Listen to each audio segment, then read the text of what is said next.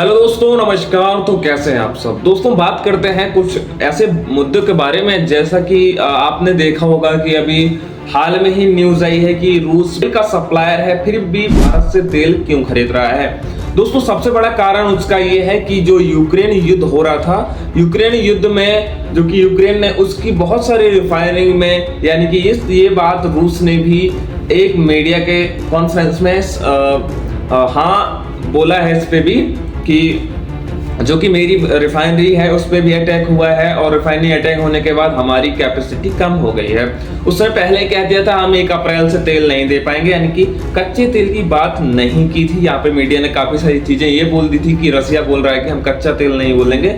कच्चा तेल तो वो अभी भी भारी मात्रा में सप्लाई कर रहा है, लेकिन उसके पास रिफाइनरी करने के लिए रिफाइनरी पूरी मौजूद नहीं है। इसलिए भारत की रिफाइनरी से पहले कच्चा तेल भारत में आता है, फिर उसके बाद रिफाइन होता है, रिफाइन होने के बाद फिर रसिया जाता है। ऐसे में इंडिया को एक दोस्त बनकर मदद करनी बहुत जरूरी थी और इंडिया ने वो करा भी।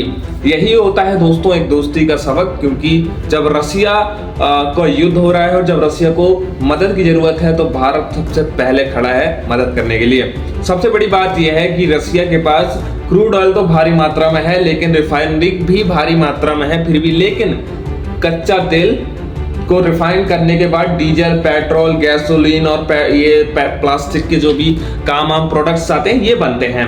ठीक है, उसके बाद क्योंकि रिफाइन नहीं करेंगे तो कच्चा तेल बेकार है। फिर इसके बाद रिफाइनरी जब बर्बाद हो गई तो रिफाइनिंग करेंगे कैसे, क्योंकि रिफाइनिंग तो हमारे पास मौजूद नहीं है। इसके बाद भारत के पास वो कच्चा तेल आने के बाद रिफाइनिंग के लिए वो जाने के बाद वहां पर रिफाइन होकर फिर रसिया पहुंच जाता। और इसके बाद अभी इस पे इनडायरेक्टली इंडिया ने कई बयान नहीं दिया है, बोला है कि हमने कोई तेल के टैंकर नहीं भेजे। कि अगर देखो, अगर ऐसा होता ना कि अगर हम बोल देंगे कि भाई हमने भेजा है तो क्या होता ना, अमेरिका का दबाव आने लगेगा कि अमेरिका बोलेगा कि हमने तो तेल करने के मना किया। लेकिन क्या है, इंडिया अभी भी 5-6 लाख करोड़ बैरल या फिर तेल अभी भी इंपोर्ट कर रहा है, लेकिन शायद अब थोड़ा बढ़ा दे, ये आने वाले समय में पता चलेगा।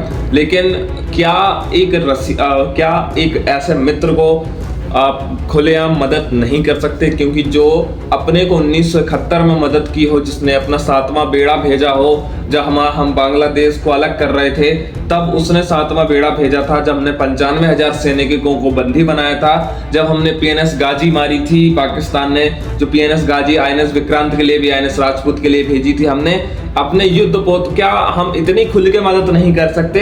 कमेंट में जरूर बताइएगा अपनी राय। जो हमारा दोस्त 1971 के युद्ध में हमारे साथ खड़ा था, क्या हम उसकी मदद सामने से नहीं कर सकते? तेल उसको सामने से नहीं दे सकते?